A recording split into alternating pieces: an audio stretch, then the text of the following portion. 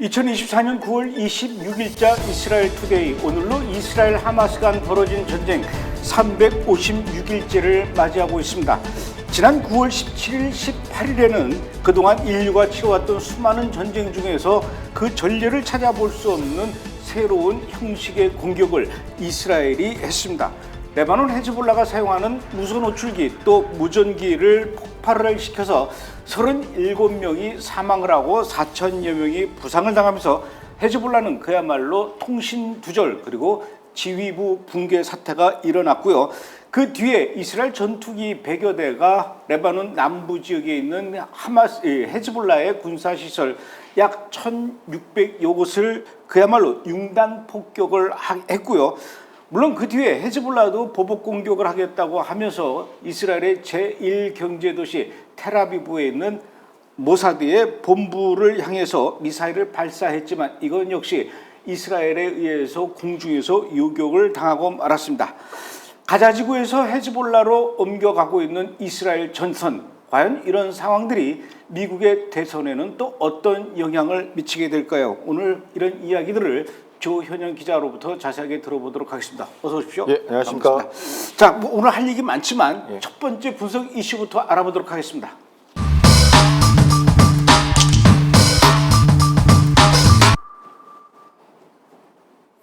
예, 이스라엘 헤즈볼라 초토화 붕괴 직전, 물론 이제 헤즈볼라가 붕괴 직전이라는 얘기인데 지금 며칠째 이스라엘이 레바논을 향해서 거의 융단 폭격이라고 해도 될 만큼 집중 공격을 하고 있어요.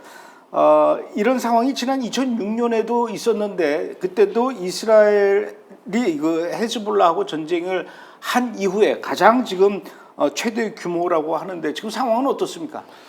예, 그러니까 IDF 대변인은 브리핑에서 최근 3일 동안 그러니까 레바논에서 2,000여 개의 사이테이션, 그러니까 타겟을 지금 헤즈볼라 타겟을 파괴했고요. 대부분 무기 저장고, 정밀 무기 저장고입니다. 그 장거리 쪽 수십 개, 그 다음에 로켓 발사대를 포함해서 폭파했다고 하고요. 그 다음에 헤즈볼라 정보부서의 한 60여 개 시설도 공습했다고 합니다. 그러니까 그 영상 같은 거 IDF가 공개한 거 보면은요, 도심 지역에서 폭발이 일어납니다.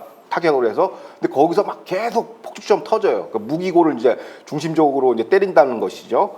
그래서 그럼 이에 대해서 이제 헤즈볼라도 말씀하신 것처럼 이제 모사드 HQ 헤드쿼터를 갖다가 겨냥했지만 다 요격을 당했고, 지난 19일부터 이스라엘 헤즈볼라 공세 강화 이후에 이제 IDF가 이걸 북쪽의 화살이라는 작전 운명을 했는데 사흘간 총 615명이 숨지고 2,000명이 넘게 다친 걸로 집계가 됐습니다. 그리고 이제 감독님께서 앞서 얘기했죠. 하마스는 어떻게 되는 거냐라는 사람들이 하는데 지금은 모든 포커스가 헤즈볼라에 있고요. 하마스는 이제 약간 컨테인된 상태입니다. 그 무슨 얘기냐? 이게 하나의 섬이기 때문에 라파 국경을 끊어서 이제 산소통을 했기 때문에 이거는 이제 어느 정도 통제가 되는 상황이에요. 아직 끝나진 않았지만은 통제, 여기서 더 악화되진 않는다로 딱 홀드 시켜놓고 이제 모든 전력을 이제 북쪽에다가 서서히 지금 모빌라이즈 하고 있습니다.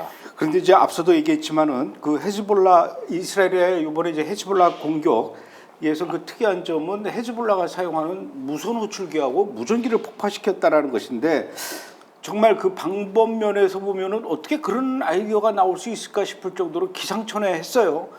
그런데 제가 이제 더 궁금한 것은 어떻게 이 헤즈볼라가 요즘 같은 시대에 우리가 한 30년 전에 사용하던 삐삐 무선 호출기를 사용하게 하고 있을까? 그게 좀 이해가 안 가는데 그 무선 호출기를 이 헤즈볼라가 사용하게 된 배경이 있습니까?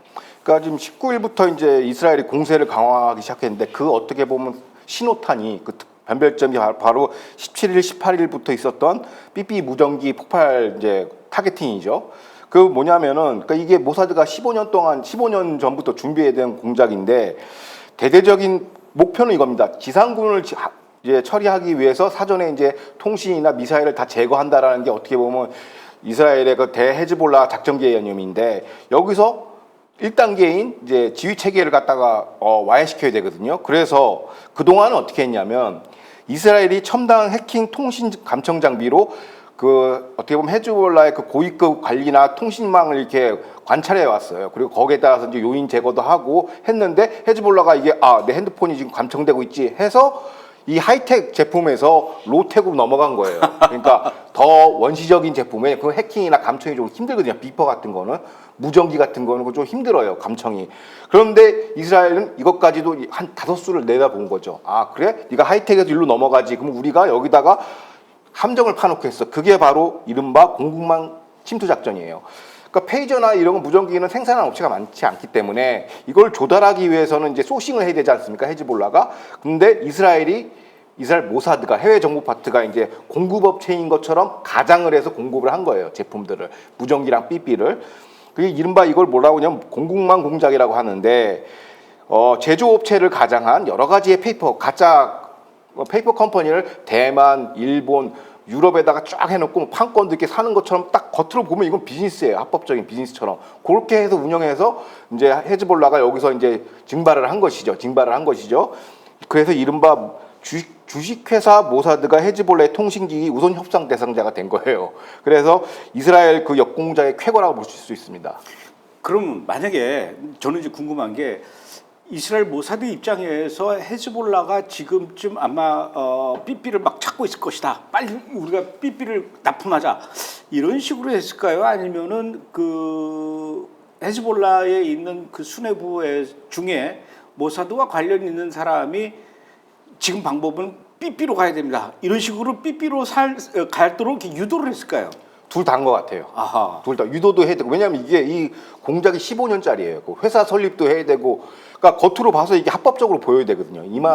소위 해서 기만 공작인데 엄청나게 완전히 세트를 만들어가지고 이게 그거를 이제 사람들 속이는 행위이기 때문에 이게 오래 걸려요. 그렇기 때문에 그냥 단순한 헌치나 어떤 의구심으로 하는 게 아니라 양쪽의 정보를 다 이제 파악을 하고 있어야 가능하다고 보여지고요.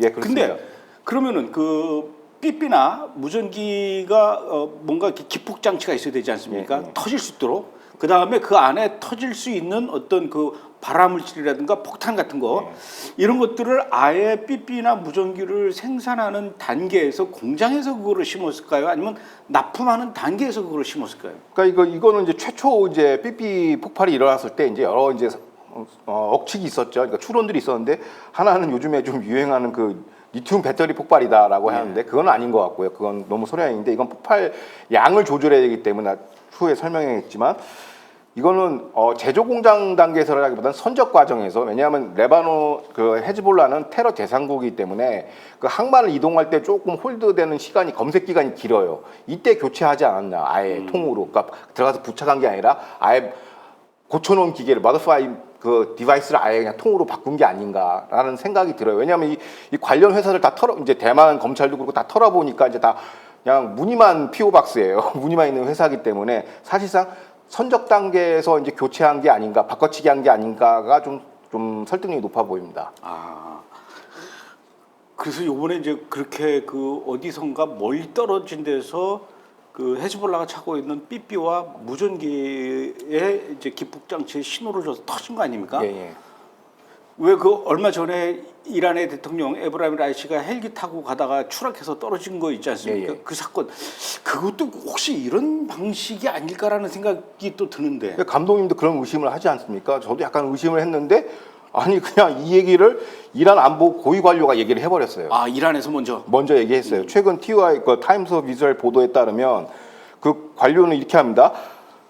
이게 이제 악천후 헬기 추락 다발 지역에서 헬기 조종사가 삐삐 무전기 폭발로 추락을 유도한 게 아니냐 모사드가. 그러니까 조종사 2명이 핵심 조종사가 된 부조종사가 있지 않습니까? 이 사람들이 워키토키나 통신 장비에다가 이걸 심어놓은 게 아니냐라는 의심을 강력하게 지금 하고 있어요.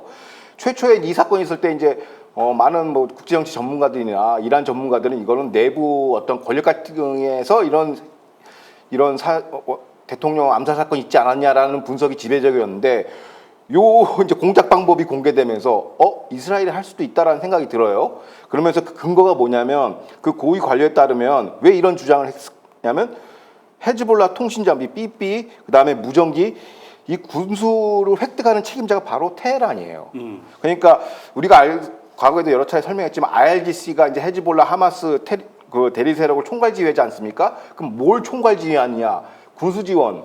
그러니까 무기나 이런 통신 장비 체계를 일괄 구매해가지고 이 대리 세력한테 배포한 거죠. 무기 포함해서 뭐 작전 교리도 이제 전파하지만 이런 군수 쪽에서 이거 배포를 하는데 모사드가 공급한 무전기를 IRGC가 일괄 구매해가지고 이제 대리세력한테 나눠준 거죠. 그래서 이게 이제 엄청나게 큰 파급 효과가 있는 겁니다. 그러니까 IRGC가 이거 제일 잘 알고 있거든요. 자기들이 군수 책임자니까. 그래서 사실상 주식회사 모사드가 IRGC 1차 협력업체가 돼버린 것이죠. 아, 그리고 이번에 그 삐삐하고 무전기도 저 헤즈볼라가 직접 구매한 게 아니라 IRGC 그렇죠. 혁명수비대가 했다는 얘기예요. 그렇죠. 그 모든 그 병참 총괄을 갖다 IRGC가 하기 때문에 그게 역할이 그거예요. 군수 지원하고 작전 지원 두 가지를 하거든요. 실제 병력이 왔다 갔다 하지는 않아요. 근데 그런 것들을 그러니까 행정 지원을 하는 거죠. 군수 지원 같은 것을. 그렇다면은 이번에 이제 결정적으로 피해를 본 거는 레바논의 헤즈볼라가 이제 막 터졌으니까. 근데 생각을 해보니까 삐삐는 옆구리에 차잖아요. 네. 더 소중하게 여기는 사람은 뭐 안주머니에다 넣었을 거고, 네.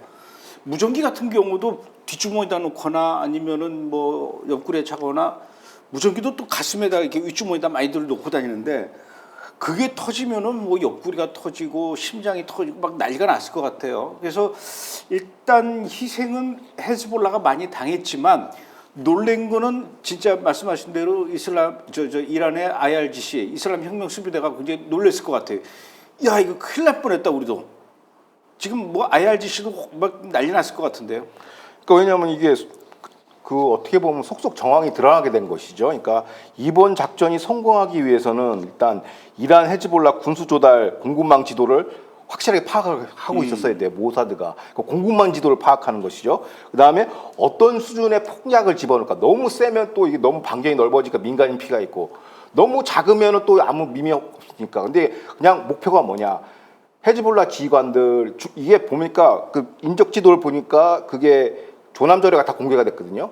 그러니까 중간급, 우리로 치면 영관급 장교 이하들이 다 중간 관리자, 그 다음에 수준의급 핵심 사령관들이 완전히 와해가 됐단 말이에요. 그러니까 이게 그런 제거를 통해서 그 사람들이 이제 전투 태세를 이제 막으려면 어떻게 하느냐면은 사살한 게 가장 좋지만은 손 하나 날려버린다든지, 그 아랫돌이 날려버린다든지, 아니면 이거 여기 차고 있으면 눈 장님되는지 전투 지휘를 못 해요. 그런 걸 노린 거가 이제 요번 작전이 어떻게 보면 캐거예요. 그 폭약을 딱 정량을 써가지고 너무 많지도 적지도 않게 그 기폭 장치, 그리고 동시다발적으로 중동 전역에서 이 벌어진 거예요. 헤즈볼라만 있을 줄 알았는데 이게 다 오염된 걸 보인 거예요. 시리아에서 특히. 어허. 그래서 그 흑막에 가려진 광범위한 헤즈볼라 네트워크뿐만 아니라 헤즈볼라랑 교선하는 이란 IRGC 네트워크, 그 다음에 시리아에서 또 활동하는 여러 테러리스트들의 그 행동 반경 네트워크 요번 그 페이지와 공격으로 다 노출이 된 거예요. 대표적으로 언론에서는 이렇게 나옵니다. 이번 작전에 이제 실명이 된 인사가 있는데 무슨 뭐 레바논에 파견한 이란 대사라고 하는데 사실상 이 사람은 우리 흔히 얘기하는 블랙 용원입니다. 비공식 과장 IRGC 장교입니다. 그러니까 여기 교차점이 다 나오는 겁니다. 그래서 이게 이번 그 사태가 참 작전 성공이 전례를 찾아볼 수 없는 작전이라고 보이는 게 이거거든요. 그 삐삐도 그렇겠지만 무전기도 그렇고 모든 그 헤즈볼라 대원들이 다 무전기를 갖고 있을 수는 없는 거고, 왜냐면 그것도 나름대로 돈 주고 사야 되는 거니까. 헤즈볼라 대원들 중에서도 주위급들, 소위 말해서 이제 높은 사람들만 이 무전기를 갖고 있어야 되니까 결국은 높은 사람들만 요번은 다 당한 거예요. 그렇죠. 자, 그나저나 그러면은 이제 삐삐도 지금 터졌고 무전기도 터졌고, 그러면 일단 당분간은 이 헤즈볼라와 IRGC 관련된 사람들, 이 사람들은 서로 다 연락하는 거는 이제 다 끝난 거네요. 그런 것도 있고요. 또 이제 요번 작전의 어떤 쾌거 중에 하나가 뭐냐면, 기존 작전하고 다른 게 뭐냐면 헤즈볼라가 스스로 자기가 목표물이라고 노출을 시킨 거예요. 아하. 그게 왜 그러냐면 그 미국 CIA에서는 이런 부서가 있어요. 이게 타겟팅 오피서라고 테러범만 추적하는 거예요. 얘 동선 파악해가지고 얘를 드론 공격하는 거, 이거에 대한 엄청난 정보 사전을 이제 쏟거든요. 뭐 위성 자료, 뭐 금융 자료 다 뒤져가지고 그 뭐 빈라덴이나 이런 애들을 이제 그 색출을 해내는데 이게 엄청난 재원과 시간과 노력이 들어가는 거예요. 근데 이번 작전 쾌거는 그 개별 지휘관들도 이스라엘 모사가 다 몰랐다라는 거예요. 그런데 어떤 식으로 이제 오염을 시킨 거죠. 페이저 그 무선 그 삐삐로 다 오염을 시켜가지고 이 지도가 이제 공개가 된 건데, 그 스스로 식별되는 방식으로 자폭을 한 거죠. 헤즈볼라가 이스라엘이 타겟팅한 게 아니라 그냥 그 무전기를 뿌려주니까 지네들이 알아서 쫙 퍼진 거. 일종의 우리 암세포 이게 갑상선 암이나 이런 거 잡을 때 여기다가 타겟팅 암세포가 어디를 왔다 갔다 하는지를 이렇게 그 식별을 해놓거든요. 어떻게 보니까 이게 스스로 식별되는 방식이기 때문에 정보적인 자산이나 이런 거에 컸고, 그 다음에 그 19일 날 삐삐 공격이 있고 난 다음부터 공세적으로 이제 레바논을 때렸단 말이에요, 이스라엘이. 그게 왜 그러냐면 지하에 있는 시설들이 다 이제 노출이 된 거야. 매핑이 다 끝난 거예요. 어느 땅굴에 뭐가 있고 다 알 거야. 그때부터 계속 때리기 시작한 거죠. 그러니까 이런 그러니까 일타 쌍피, 3피 정도의 그 효과를 보이고 있고, 또 민간인 표현은 굉장히 소수로 있고, 그 민간인 피해가 적었다라는 건 뭐 언론에서는 막 민간인 피해 얘기를 하지만 사실상 그 테러리스트들이 대부분이고, 그 민간이나 해봐야 그 테러범들 식솔들이에요. 가족들, 자식인데 뭐 그것 좀 안타깝긴 하지만 뭐 아버지 잘못 만난 죄 아니겠습니까? 그러니까 뭐 방법이 없어요, 이거는. 그러니까 헤즈볼라의 그 하마스와 마찬가지. 얘네들이 테러 저지르고 어디로 도망갑니까? 민가에 들어가요. 민간인을 또 애들을 앞세워가지고 테러를 저지르고, 뭐 지지난주에도 말씀드렸지만 NGO 단체들이 와가지고 그냥 IDF가 가로막아가지고 이렇게 인간방패 노릇을 대신하고, 이런 인간방패 전략 때문에 IDF가 이거 참 이 테러를 어떻게 대응할까? 그러니까 과거 CIA 같은 경우는 헬파이어 미사일을 이렇게 드론으로 추격하는데 그래도 폭약 반경이 있기 때문에 항상 민간의 피해를 우려해서 죽일 수도 있었는데 못 죽인 경우가 많았거든요. 제거할 수 있었는데. 그런데 이런 방식, 삐삐 공작 이 폭발 방식으로 들어가면 헤즈볼라의 그 인간 방패 전략을 완전 무력화시킬 수가 있어요. 그래서 민간인 중에서 거주하면서 테러 공작하는 사람들이 이제 더 이상 민간인이 방패가 안 된다는 것이고, 어떻게 보면 그렇죠. 이 전술은 요번이 이 삐삐 폭발로 이제 인간 방패 전술이 완전 무력화된 겁니다. 그게 이제 가장 큰 쾌거 중에 하나고, 이제 헤즈볼라가 이제 다 휴대폰도 못 써, 페이저도 못 써, 무전기도 못 써. 그래서 이걸 소싱하는데 소통이 안 되죠, 사실상. 그래가지고 앞서 말씀드린 것처럼 대규모 군사작전은 좀 힘들고 지휘 체계가 아예 붕괴됐으므로, 그러니까 뭐 그냥 단발적인 그것만 하고 소싱하느라고 지금 기다리고 있겠죠. 근데 이제 요번에 그 삐삐하고 무전기가 폭발을 했는데 누가 그게 폭발할 줄 알았겠습니까?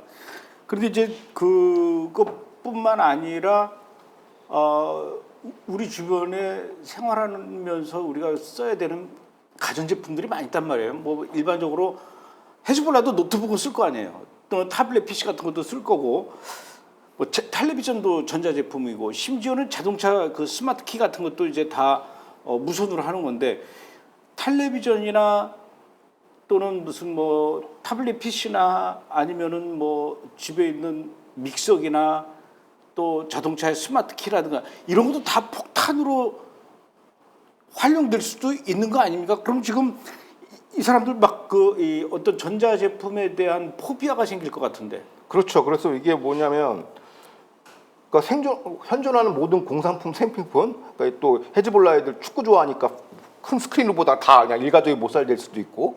스크린 저 빔 프로젝트. 예, 그런 것도 있고 뭐 여러 가지 있죠. 그럼 어떻게 해야겠습니까? 문명에서 떠나야죠. 땅굴로 다 들어가야 된단 말이에요. 아하. 그러면 이제 군사적인 이제 어떤 공격이 좀 힘든데, 그래서 이제 소모적인 로켓 드론 공격이 가능하고, 또 소식 이거 안 쓸 수는 없거든요. 그러면은 이거 제품 샀는데 이거 혹시 그거 아니야? 그냥 그 주기적인 강력한 그 패러노이드 상태로 빠지죠. 편집증 상태로 해가서 이거 혹시 주식회사 모사드가 만든 거 아니야라고 의심할 수가 있죠. 그러니까 서로를 의심하면서 약간 붕괴하는, 약간 멘붕 상태가 오랫동안 지속되는 거예요. 이 심리전에서 대박 친 거거든요, 이스라엘이. 누가 남 만나려고 차 타고 왔는데 혹시 저 차 속에 폭탄이 있다가 저 모사드가 멀리서 이거 조종해 터뜨릴 수도 있는 거, 막 그런 두려움이 있을 것 같아요. 순식간 24시간. 왜냐면은 또 이 헤즈볼라 지휘관들이나 하마스 지휘관들, 순회급들은 또 명품 좋아하지 않습니까? 그러니까 뭐 BMW 비싼 차 타는데 거기다 다 달아놓으면 어떻게 될지 어떻게 봐. 이번에 그 레바논 헤즈볼라 당하는 거 보면서 그 옆에 있는 시리아도 그렇고 이란도 그렇고 많이 겁먹었을 것 같아요. 그렇죠. 왜냐하면 이제 이란과 대리세력 간 신뢰도가 이제 금이 간 거예요. 그러니까 IRGC가 총괄 구매해서 나눠줬는데, 야 너네 제품 써가지고 우리 완전 지휘 체계 완전 붕괴된 거 아닙니까? 그래서 이제 여기서 대표적인 게 뭐냐면, 저희가 이제 과거 2주 3주 전부터 얘기했지만 그 레바논 남부의 그 땅굴에서 이제 거기서 주둔하고 있는 라두안 특수부대, 이게 다 저기 뭐 시리아 내전 참전한 가장 막강한 이게 어떻게 보면 헤즈볼라의 주력 부대인데, 이거를 어떻게 처리하냐가 항상 그 안보 전문가들의 관심사였어요. 여기 지상군 투입해야 되는데 엄청난 희생이 따른다고 해서 IDF 쪽에서도 과연 이들을 어떻게 제거할까 했는데 이들이 요번에 무전기로 다 거의 중간급 관리자, 중간급 지휘관, 연대장급들 이하 중대장급들이 다 거의 제거가 됐습니다. 그래서 그렇게 완전 폭망을 하니까 우리 주주군을 너네들 때문에 망했으니까 이제 IRGC에 영이 안 쓰는 거죠. 뭘 이제 오더를 해도 야, 뭐 내가 그걸 어떻게 믿을 수 있어 이렇게 되는 것이고. 그래서 요번 삐삐 공격으로 이른바 그 시리아 그 초승달 벨트 있지 않습니까? 시리아, 레바논 여기서 이제 지휘 통신 체계를 완전히 붕괴한 거예요. 이 작전의 어떤 그 성과가 어마무시한 거죠. 그러니까 초승달 벨트 링 오브 파이어라고 그러거든요. 그 주변국들의 어떤 통신 체계를 완전 무너뜨려버린 거고 대리세력 간의 어떤 갈등 이런 것도 조장할 수 있는 하나의 밑밥이 되는 겁니다. 그럼 지금 상황에서 레바논에서 헤즈볼라가 이스라엘 향해서 로켓 날리고 뭐 드론 날리고 이런 거는 누군가로부터 지휘를 받고 명령 하달받아서 이렇게 보내는 게 아니라 그냥 개별적으로 하는 거네요. 그냥 뭐라도 해야 되거든. 아, 뭐라도 해야 되니까. 계속 막 그 핵심 시설 다 때리잖아요. 지금 뭐 그 여러 가지 영상에서 나오지만 지금 다 피난민 나가는데요. 뭐 안 하면 안 되거든요. 그러니까 미사일만 때리는 거예요. 계속 그러니까 그렇다고 헤즈볼라 얕잡아 보면 안 돼요. 왜냐하면 군수 물자가 엄청 많이 이제 적재돼 있기 때문에 그걸 이제 소진하는 것이지. 근데 우리가 얘기해서 소위 전면전이라고 하면 지상군이 포함된 이제 합동 전력이 이거는 지휘 체계가 없으면 불가능하거든요. 근데 이게 안 되고 이제 단발적인 그런 이제 반격 정도 수준이라고 보여집니다. 그리고 진짜 이스라엘의 지상군으로 이렇게 밀고 들어가면은 뭐 헤즈볼라도 뭐 속수무책이겠네요. 그래서 이제 삐삐 그 폭발 공작이 1단계, 2단계는 육남 폭격. 그 다음에 지상전. 그렇죠, 지상전이죠. 그 세팅으로 돼 있는 것 같습니다. 자, 그런데 이제 좀 걱정되는 게 지금 요번에 그 헤즈볼라의 무선 호출기, 무전기 폭발을 두고 국제사회, 특히 UN 안전보장이사회도 그렇고 국제 엠네스티도 그렇고 이건 이스라엘을 향해서 테러 행위다, 전쟁 범죄다 이렇게 규정하고 있어요.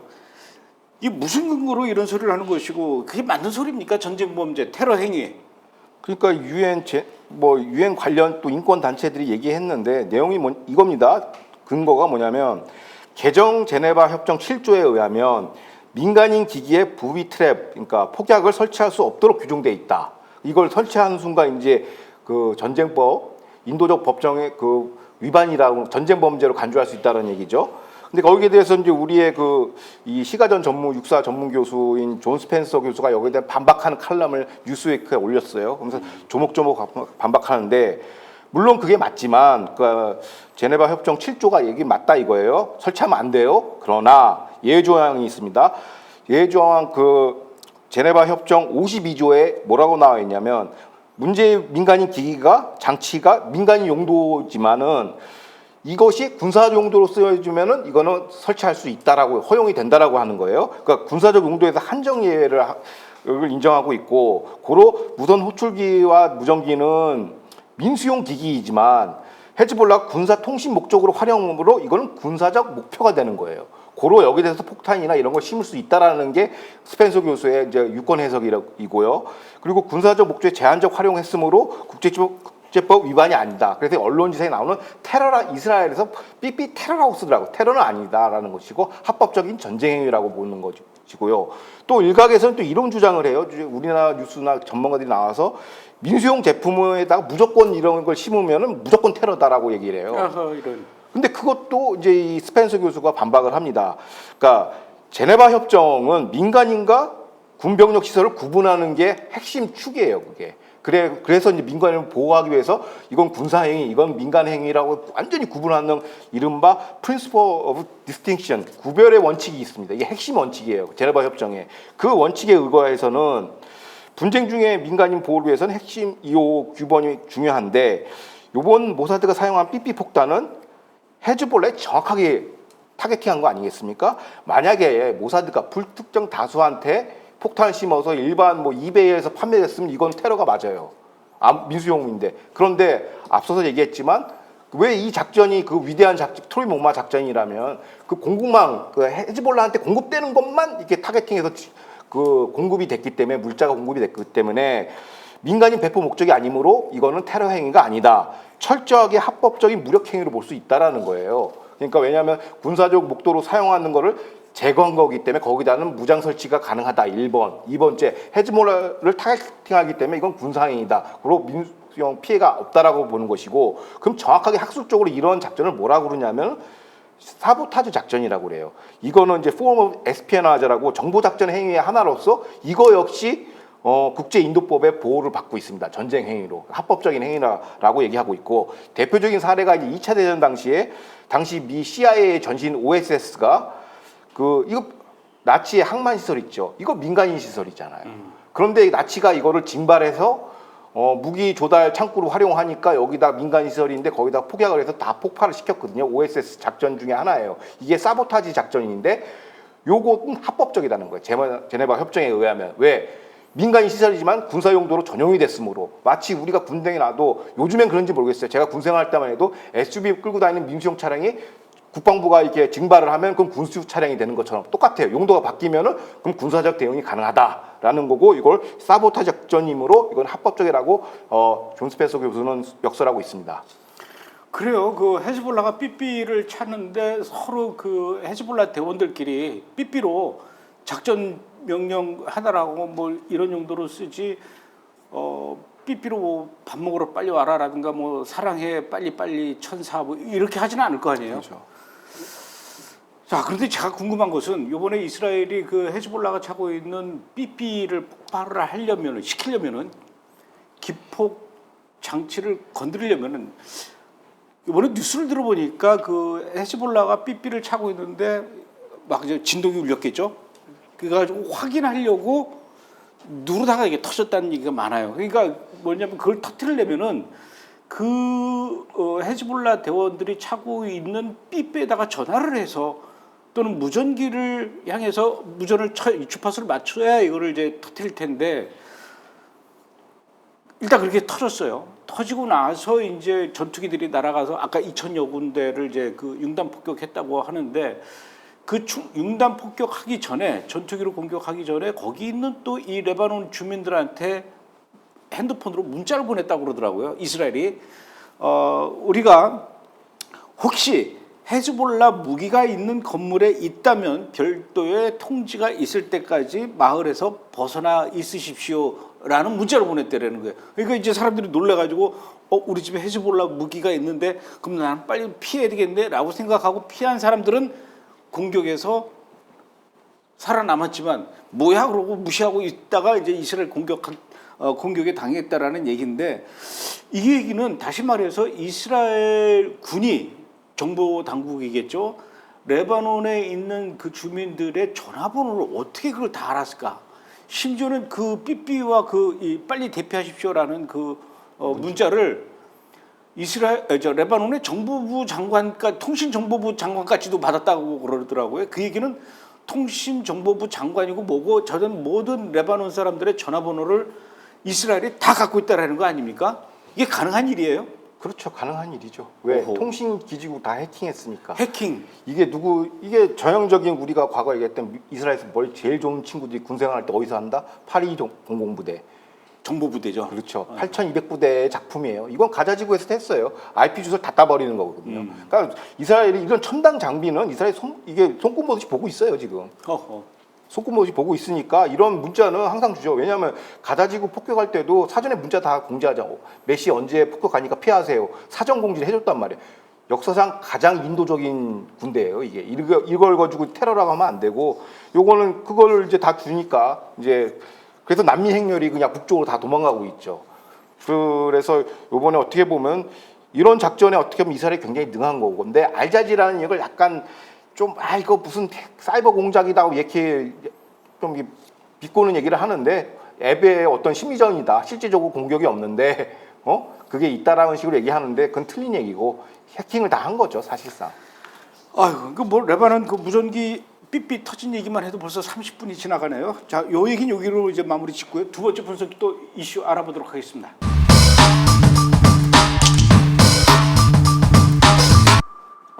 스탠바이 타임. 예, 이번에는 이라크 얘기를 좀 해봐야 될 것 같아요.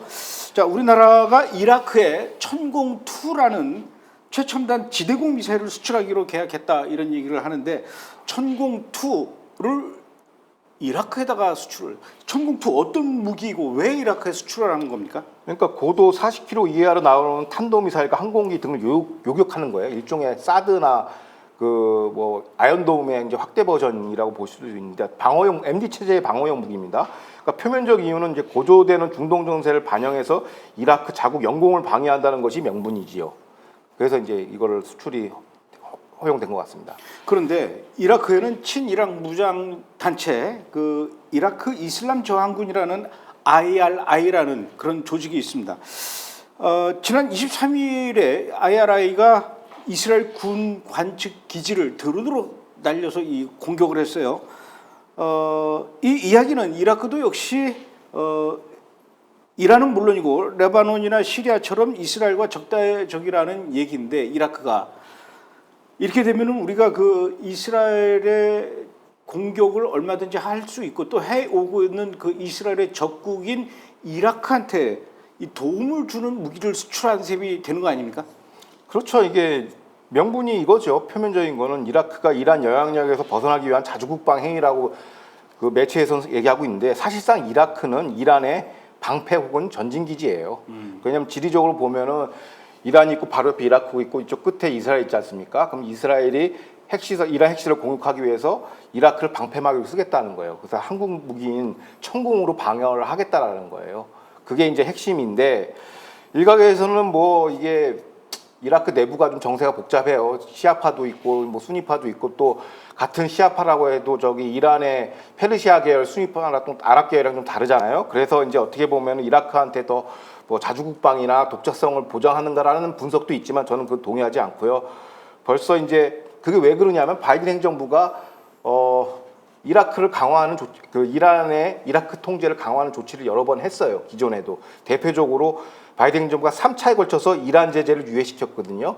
대표적으로 그 뭐냐면 이란은 현재 이라크에다 전기를 공급하고 있어요. 그러면 이라크는 이란에다가 대금 지급을 해야겠죠. 근데 이게 경제 제재에 묶여 있어가지고 대금 지급이 안 되고 있던 거를 바이든 행정부가 지난 11월부터 3차에 걸쳐서 네 번에 그 4개월 동안 갱신하는 건데 제재 유예를 시켰습니다. 이 돈이 어디로 가냐? 이란으로 들어가서 이란이 이 돈으로 하마스, 헤즈볼라 이라크 포함한 대리세로 갈 때 다시 들어가는 거거든요. 그러니까 이 악순환의 고리를 바이든 행정부가 해줬기 때문에 이란은 이 대금으로 더 대리세력에 대한 그립이 강해지고 또 이라크는 사실상 이란의 위성국가라고 보시면 됩니다. 테러 그 안에 있는 테러 분쟁은 별로 중요한 얘기가 아니고요. 그래서 오히려 더 이란이 이라크에 대한 그립이 더 강해졌다. 그래서 오히려 방패막이로 쓰기 위해서 이제 한 것인데 그럼 뭐 이걸 어떻게 해석해야 되냐? 바이든 행정부가 이제 곧 대선이 있지 않습니까? 정권체 지금 잘 몰라요 어떻게 될지 빠져나오기 전에. 친이란 중동 정책의 대못을 박아버리겠다. 그게 이제 이라크에다가 이제 미사일 천궁을 갖다가 심어놓는 거죠.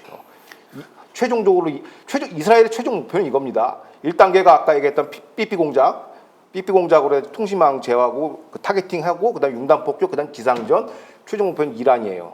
이란 핵시설 타격인데 이거에 대한 방어막을 지금 바이든 정부가 쳐놓은 거죠. 대한민국의 무기를 통해서.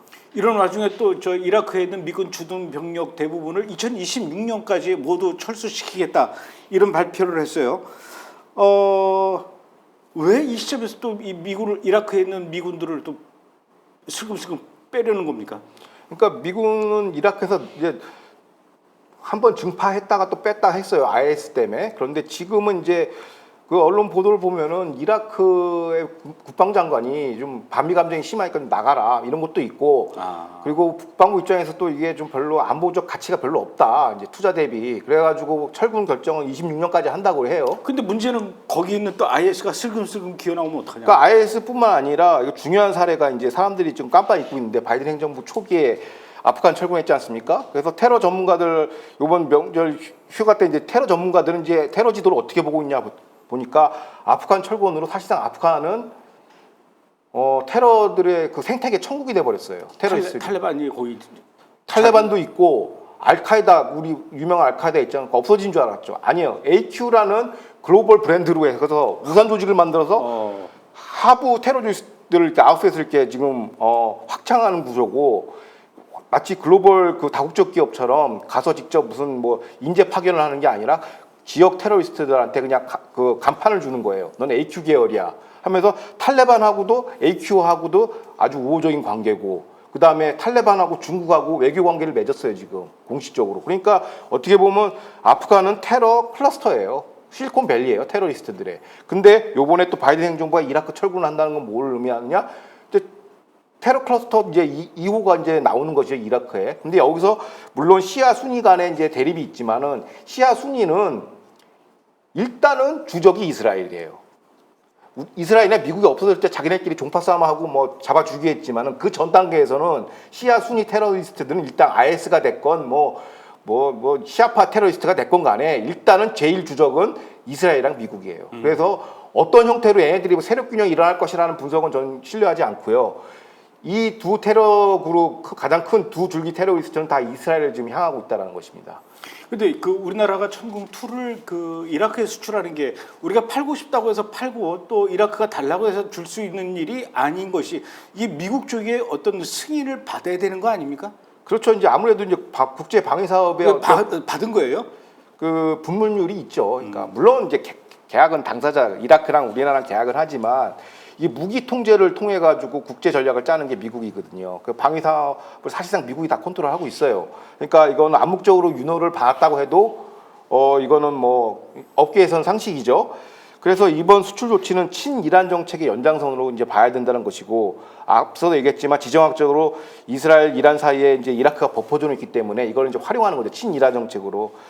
근데 마치 이제 그 앞서 얘기했던 시아 초순달 벨트 있지 않습니까? 이스라엘 주위에 있는 레바논, 시리아 요렇게 이제 해서 링 오브 파이어에서 이스라엘을 겨냥한 그 공격 기지라면 이라크는 약간 이란을 방어하는 약간 방패 부대예요. 이라크를 이런 식으로 이제 투트랙으로 활용하는 것이죠.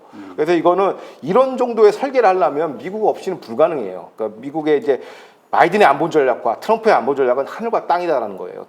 사람들이 자꾸 착각하는데 같다라고 보는데 달라요. 하늘과 땅입니다. 그래서 친이란 정책을 마지막까지 이제 추진하고 나가겠다라는 게 바이든 해리스 행정부의 이제 그 마각이 드러난 것이죠. 근데 지금 이스라엘하고 헤즈볼라하고 이제 전면전 위기가 이제 고조되면서 미국의 그 병력을 중동에다 이제 파견한다 이런 얘기가 있어요. 만약에 그렇게 되면은 그 병력은 어떻게 이스라엘을 위한 병력입니까? 아니면 이란과 헤즈볼라를 위한 병력이 되는 겁니까? 그러니까 이거 관련해서 여러 매체를 찾아봤는데 뭐 병력 규모 어느 뒤에 어디에 가겠다라는 얘기는 그런 건 없어요? 그냥 하겠다만 얘기한 거예요.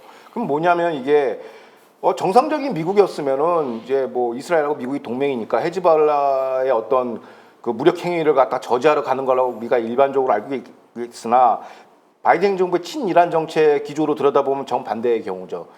이른바 지금 이스라엘이 승기를 잡았거든요. 여기서 계속 밀어붙여야 되는데 이스라엘을 저지하기 위해서 미 해병대가 들어가는 게 아닌가.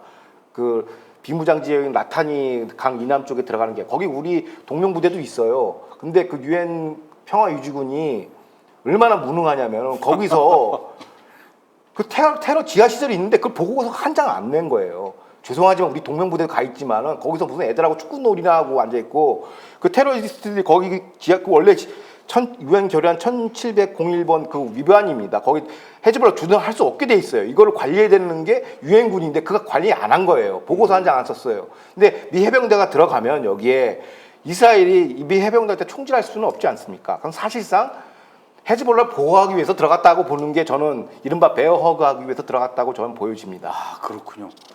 그 이번에 그 헤즈볼라가 이스라엘한테 이제 막 삐삐와 무전기 테러 당하고 또 막 이렇게 그 전투기가 날아와가지고 2,000여 군데 이제 공격하고 그러니까 헤즈볼라가 이란한테 아마 도움을 요청했나 봐요. 야, 이란, 우리 이렇게 당했으니까 이란이 좀 이스라엘을 직접적으로 좀 공격 좀 해줘 이렇게 요청을 했더니 이란이 안 해. 이제 이렇게 지금 거부 의사를 밝혔나 봐요. 근데 이제 그렇게 이란이 이스라엘을 향한 직접적인 공격을 지금 주저주저하고 깊게 발을 안 들여놓으려고 하는 이유가 미국의 대선이 지금 뭐 해리스하고 트럼프하고 비등비등해서 혹시 만약에 트럼프가 대통령이 되면은 이제 트럼프 때문에라도 이 심기 건드리면 안 될 것 같다라고 해서 지금 이란이 그 이스라엘과 이 헤즈볼라와의 이 전쟁에 발을 안 들여놓는다 뭐 이런 얘기를 하더라고요. 그렇게 보는 시각도 있고요. 이라크는 죽어요 이제 트럼프 되면. 왜냐하면 지금 이라크? 아니 이란 죽어요. 왜 제가 단언하냐면 최근에 그 박살낸다 그랬어요. 미국 내에 그 이란 암살 조직을 지금 가동하고 있어요. 오호. 그래서 트럼프를 암살하려고 있는데 트럼프가 그거를 공개 연설에서 얘기했어요.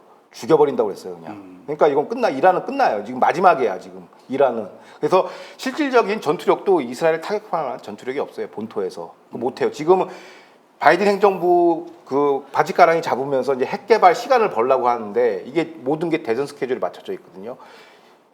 이스라엘의 헤즈볼라 지상군 투입도 대선 스케줄에 맞춰져 있어요. 대선에서 트럼프 이기면 지상군 투입하는 겁니다. 그렇게 보셔야 돼요. 뭐 지상군 임박이라고 얘기는 하지만은 사실상 트럼프가 되면 지상군 투입되는 거고 바이든 해리스가 당선이 되면은 이제 이스라엘이 이제 약간 고로 가는 거죠. 둘 중에 하나예요. 둘 중에 하나 죽어야 끝나는 게임이기 때문에. 그리고 과거에도 말씀드렸지만 이란은 자기 자체 지상군 병력 물론 있어요. 근데 그건 약간 치안 유지고 외부에서 장거리 그 병력을 투사할 수 있는 능력이 안 돼요. 그래서 대리석을 키우는 거예요. 근데 지금 대리석이 통신 체제가 와야 됐고 지휘 체제가 그다음에 그래서 마지막 방패인 바이든이 하사한 이라크 방패 하나 천궁으로 지금 버티는 거예요. 근데 얘네들이 무슨 깡으로 이제 이스라엘을 공격하면 못하죠. 못해요. 이란은 절대 못합니다. 승기를 잡았는데 트럼프가 와서 이스라엘한테 야 하고 싶은 거 다 해 이러면 끝나는 것이죠. 그럼 내년 1년 내내 이제 토벌전 들어가는 겁니다. 그 토벌전 보도하는 날이 오기를 저는 기대하고 있고요. 아이고 명쾌하군요. 자, 세 번째 분석 이슈 알아보도록 하겠습니다.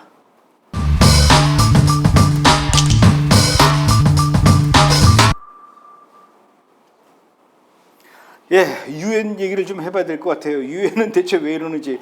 유엔 총회가 이스라엘 팔레스타인 가자 지구와 이스라엘이 팔레스타인 가자 지구하고 서한 지구 이 점령에서 1년 이내에 다 철수해라 이런 결의안을 의결했다고 합니다. 구체적인 내용 좀 설명해 주시죠. 그러니까 이것도 참 명절 때 이제 본 소식인데 관련 이제 표결에서 193개 회원국 중에 찬성 124, 반대 14, 기권 43표로 결의안이 통과됐는데요. 결의안 내용이 뭐냐면 1949년 국경선으로 돌아가자는 거예요. 그러면 이제 유대 사마리아는 다 포기하라는 얘기죠. 그리고 구체적으로 그걸 포기하는데 12개월 안에 1년 안에 포기하라는 거예요. 그리고 특히 예루살렘 구도심 올드시티 거기선 당연히 나가야 되고 뿐만 아니라 이제 IDF 병력 다 철수하는 거고 정세민들 다 나가라는 거고 그 다음에 이 지역에서 치안 활동하는 IDF한테 미국은 이제 무기 금수 조치까지 취한 거고요. 그것뿐만 아니라 이 지역에서 생산되는 이스라엘 제품에 메이드 인 이스라엘 생산하면 보이콧하겠다. 이른바 BDS를 갖다 명문화시켜서 이걸 이제 결의안에다 반영시킨 거죠. 근데 그게 법적인 효력이 있습니까? 실효성이 있는 거예요? 이건 제너럴 이제 일반 결의안이에요. 그 법적 효력보다는 정치적 목적인데 문제는 이게 유엔 결의안이 안보리 결의안으로 바인딩 레졸루션이라고 그래요. 이 결의안을 안보리로 이렇게 엮어버리면 그 바인딩 레졸루션이라고 그러는데 안보리 상임위가 이걸 채택하면은 이거는 이제 조약의 효력이 있습니다. 엄청 세요. 그래서 미국이 비토를 하지 않으면 조약이 되는 거예요. 그 상임국들이 비토를 하면 없애는데 지금 미국의 상태는 모르겠고 아마 해리스가 당선되면 이거 비토 안 하고 그냥 이대로 갈 것 같아. 그러면 유대 사마리아 다 토해내야 돼요, 이스라엘은. 그러니까 이게 이번 대선이 진짜 이스라엘의 명운을 건 그 대선이에요. 얼마 안 남았어요. 그렇죠. 몇 개월 안에 이제 이스라엘 운명이 결정됩니다. 자, 그런가 하면 작년 10월 7일 날 그 하마스로부터 그 학살당했던 피해자, 유대인들이죠. 피해자와 그 유가족들, 가족들이 미국 뉴욕 법원에다가 UNRWA를 상대로 소송을 했다라고 하는데 어떤 내용으로 소송을 했고 지금 어떻게 됐습니까, 상황이? 그러니까 뉴욕 법원에서 지금 이 소송이 본안 소송이 진행되고 있어요. 그러니까 이제 원소속차는 이제 10월 7일 학살 피해자죠. 피해자 중에서 유족 중에서 생존한 사람도 있고 이제 복수국적자 이스라엘, 미국 복수국적자들이 소로를 제기했는데 그러면 이제 소를 제기했기 때문에 여기에 대해서 이제 유엔 측에서 이제 반박을 해야 되지 않겠습니까? 원고에 대해서.